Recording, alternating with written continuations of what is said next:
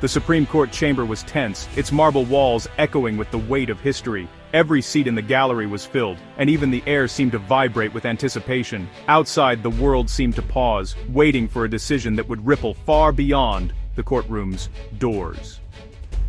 Anticipation thickened in the air as the nation awaited a decision that could fundamentally reshape the Second Amendment. News tickers flashed updates, and people across the country gathered around screens, their faces etched with worry, hope, and uncertainty. For months, Hemeny versus United States had gripped the country, raising a pivotal question: can the government strip a citizen's gun rights based on personal habits, like using a federally illegal but increasingly accepted substance? The case had become a lightning rod for debate, with headlines dissecting every legal argument and families discussing its implications at dinner tables nationwide. Ali Daniel Hemeny, a Texas resident, found himself at the center of this storm. He faced a federal law branding him a felon for possessing a firearm while using marijuana, pitting individual liberty against public safety, and forcing the nation to confront where it draws the line between personal freedom and collective responsibility. The 9 justices entered, their faces unreadable, as millions across America watched and waited. Each justice carried the burden of precedent and the knowledge that their ruling would shape the lives of countless Americans. In gun shops and community centers, debates raged. Was this about public safety or government overreach? Some argued that the government had a duty to protect its citizens, while others insisted that personal rights must not be sacrificed in the name of security.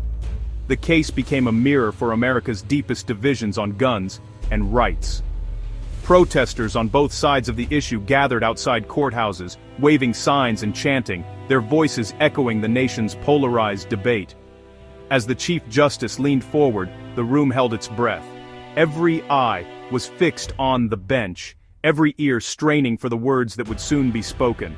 This decision would not just affect Hemeny, but set a precedent for how courts interpret the Second Amendment for years to come. Legal scholars and ordinary citizens alike understood that the outcome would influence future cases and the very fabric of American law. The justices were not just interpreting history, they were making it. Their words would be studied, debated, and remembered for generations, shaping the ongoing conversation about rights, responsibilities, and the role of government. The first words of the opinion signaled a ruling that would echo through history. Reporters scrambled to relay the news, and legal experts began to analyze every sentence, searching for clues about the future of gun rights in America. The nation listened, knowing the boundaries between liberty and state power were about to be redrawn.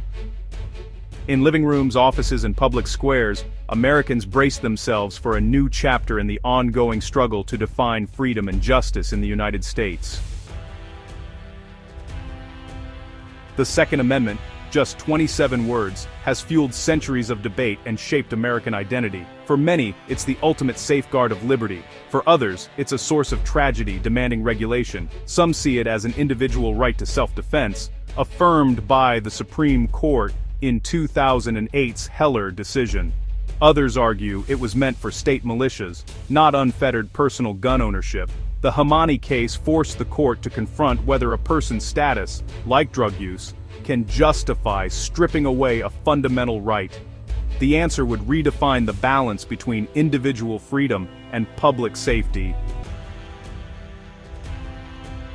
The saga began in Texas, when Ali Daniel Hemeny was charged under a federal law for possessing a gun while using marijuana and cocaine. He wasn't accused of violence, just of owning a firearm while using substances illegal under federal law. His lawyers argued the law was too broad, punishing people for status, not conduct, and ignoring the reality of state-level legalization. The 2022 Bruin decision set a new standard: gun laws must align with historical tradition. An appeals court sided with Hemeny, finding no clear historical precedent for disarming nonviolent drug users. The Department of Justice appealed, warning of risks to public safety. The Supreme Court took the case, recognizing its national importance. The stage was set for a constitutional showdown. The outcome would clarify the limits of federal power over gun rights. In the Supreme Court, the government argued that banning gun ownership for drug users was a necessary public safety measure, citing historical laws disarming those deemed untrustworthy. They claimed Congress was following a tradition of keeping firearms from those who might pose a risk. Hamani's lawyers countered that the law was vague and overbroad, punishing people for lifestyle choices without evidence of danger. They argued that historical laws targeted specific threats, not broad categories, and required proof of dangerousness.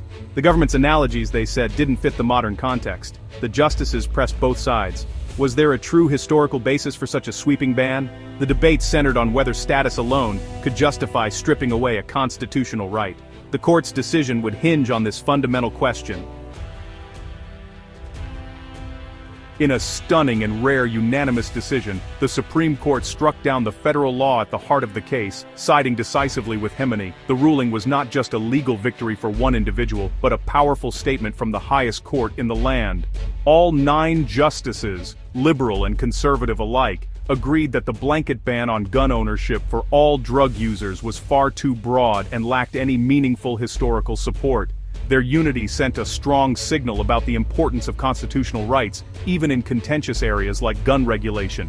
The court's opinion emphasized that fundamental rights cannot be revoked based solely on a person's status or association without specific individualized evidence that they pose a real danger. This principle, the justices argued, is essential to preserving liberty and fairness under the law. The court carefully distinguished this case from existing laws that disarm convicted felons or those under restraining orders, measures that are based on proven threats or demonstrated risks, not simply a person's status or lifestyle.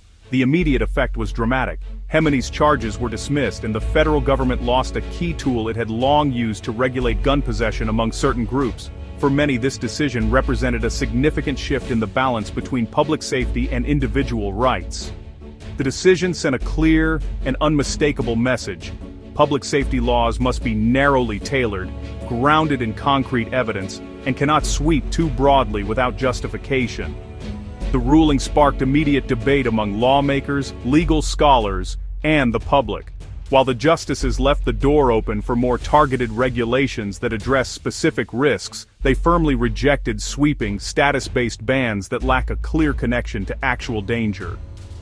Their decision set a new standard for evaluating such laws in the future. The ruling marked a major shift in the legal landscape for gun rights, reshaping the boundaries of government power and individual liberty for years to come. The court's reasoning relied on the Bruin test gun laws must align with historical tradition. The justices found the government's historical examples unconvincing. Past laws required proof of danger, not just status. The federal statute, by contrast, imposed a blanket ban without individualized assessment. With marijuana legal in many states, the law criminalized millions for conduct their states allowed.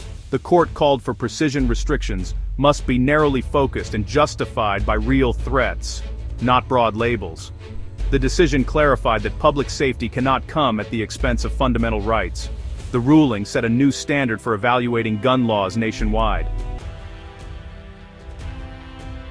The Hamani decision immediately invalidated the federal ban, leading to the dismissal of thousands of cases. This landmark ruling has sent shockwaves through the legal system, affecting not just current cases but also past convictions. It has opened the door for past convictions to be challenged, giving hope to many who felt their cases were unjustly handled under the old law. States with similar laws must now revise or repeal them to meet the court's stricter standard. This has set off a flurry of legislative activity as states scramble to align their laws with the new federal guidelines. For millions who use cannabis legally, the ruling removes the threat of federal prosecution for gun ownership. This is a significant relief for those who have been living in fear of legal repercussions. Lawmakers now face new challenges, crafting laws that target dangerous behavior without infringing on rights. This delicate balance requires careful consideration and precise language to ensure public safety while respecting individual freedoms. Police and courts must adapt to a landscape where status alone is no longer grounds for disarmament. This means retraining officers and revising protocols to focus on behavior rather than status. The decision resolves a major conflict between state and federal law, creating a more unified legal framework. However, it raises new questions about enforcement and the practical implications of this ruling. How will these changes be implemented on the ground? Legislatures may now focus on laws targeting gun use while intoxicated, rather than blanket bans. This shift could lead to more nuanced and effective regulations. The debate over guns and public safety continues, but with a new emphasis on evidence and precision. This could pave the way for more informed and balanced discussions. As we move forward, the focus will be on gathering data and analyzing the impact of these changes, ensuring that new laws are both fair and effective. The Hemeny ruling marks a turning point for the Second Amendment, raising the bar for any law that seeks to disarm a group of people. Gun rights advocates are likely to challenge more regulations, while lawmakers must find new ways to address public safety. The Supreme Court's docket is filled with more Second Amendment cases, each building on Hemeny's principles. The meaning of the right to bear arms will keep evolving through court rulings, legislation, and public debate. The unanimous verdict affirms gun rights as an individual liberty, pushing back against broad restrictions.